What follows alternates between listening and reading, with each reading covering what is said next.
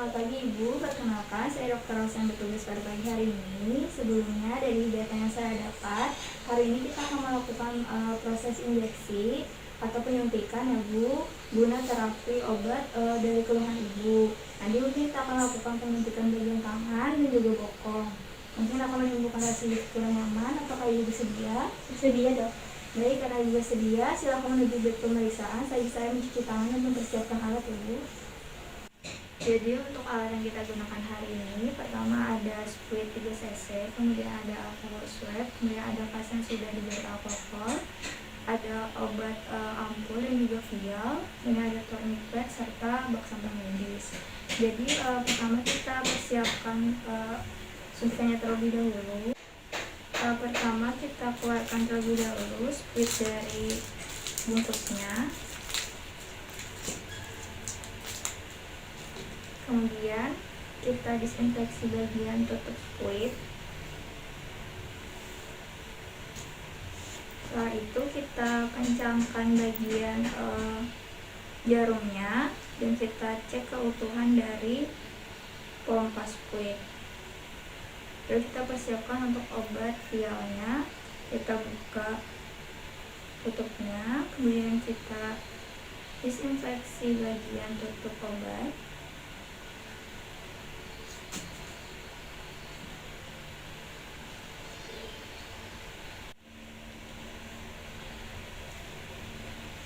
Lalu kita tarik udara sebanyak dosis yang kita inginkan.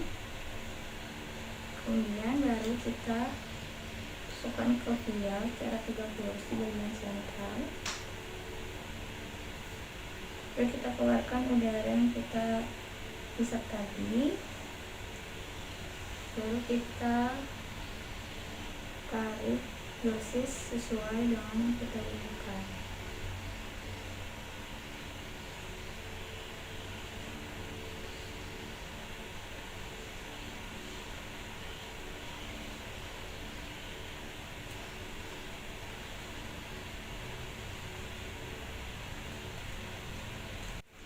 Setelah selesai, kita lihat apakah ada gelombang udara yang masuk.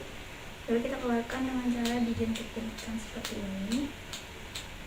Kalau masih bisa kita keluarkan dengan spuit. Oke, jadi sudah siap digunakan. Selanjutnya melakukan pengambilan cairan dari ampul menggunakan kasa. Dipatahkan dengan teknik snapping pada titik putih. Kemudian kita ambil cairan.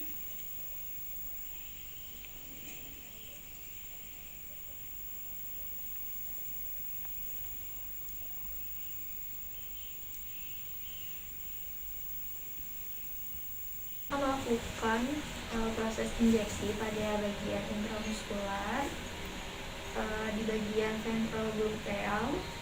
Dalam hal ini ada 2 cara untuk menentukan titik injeksi. Pertama, kita buat garis saya antara coccygeus dan juga sias. Lalu kita ambil pada sepertiga kranial lateral. Atau jika pasien miring ke satu posisi, bisa kita lakukan pengukuran dengan tangan. Pertama, ibu jari kita letakkan pada bagian lipatan paha, telunjuk ke arah sias, kemudian jari tengah ke bagian belakang. Jadi titik injeksi ada di bagian jari telunjuk dan juga di antara jari tengah. Selanjutnya kita akan melakukan injeksi pada titik yang telah ditentukan. Bisa menggunakan metode Z-Track ataupun non-Z-Track.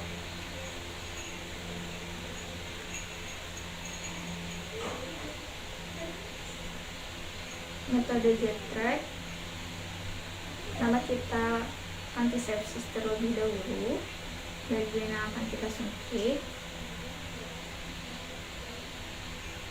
Setelah itu baru kita tarik pada bagian ke atas, baru kita suntikkan dalam kemiringan 90 derajat dari tempat penyuntikan. Lalu itu kita aspirasi apakah ada darah yang keluar atau tidak. Jika tidak ada, kita masukkan obat. Setelah itu baru kita tarik dengan halus dan juga mantap. Kita tekan bagian yang telah kita injeksi, squid dan juga kas yang telah digunakan kita buang ke bagian sampah medis. Dan kita melepas handscoon dan juga mencuci tangan. Baik Ibu, injeksinya telah kita lakukan. Jadi setelah ini kita akan lakukan evaluasi selama 15 menit.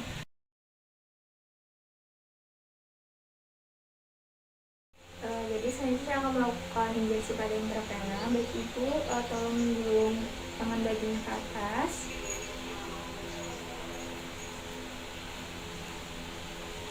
Oke, permisi ya Bu.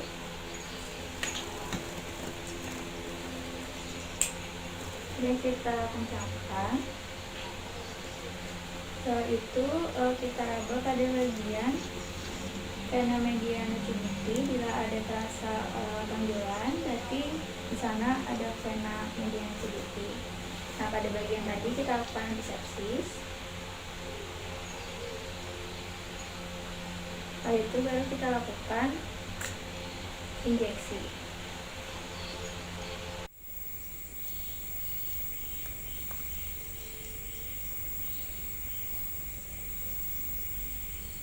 Injeksi pada bagian vena mediana cavity dengan kemiringan 45 derajat dari kulit yang akan diinjeksikan. Kemudian dilakukan aspirasi. Jika keluar darah, maka injeksi dapat dilanjutkan.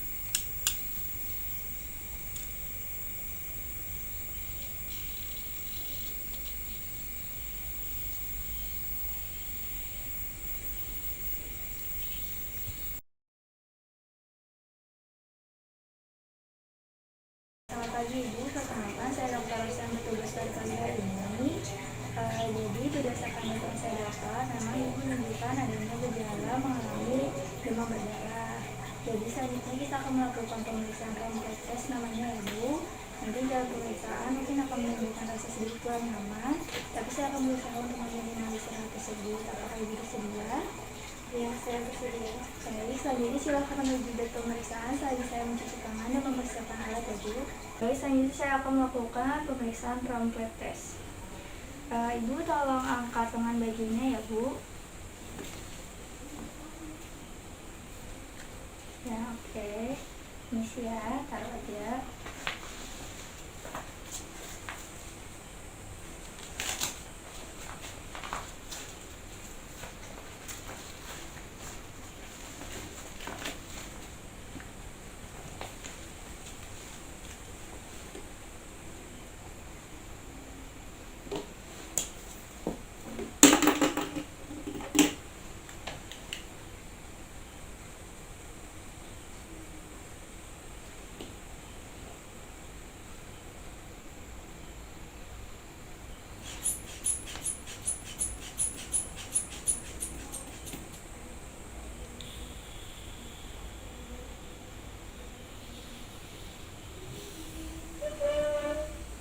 Didapatkan hasil tekanan sistolik 120 mm Hg dan juga tekanan distoliknya 80 mm Hg.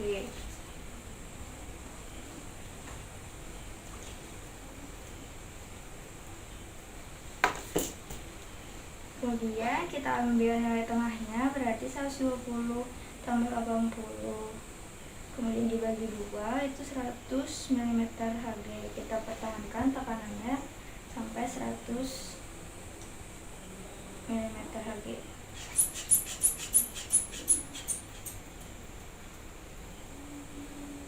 Kemudian kita diamkan selama 5-10 menit.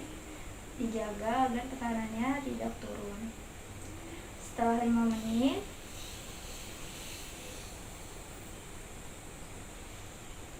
kita buka mansetnya.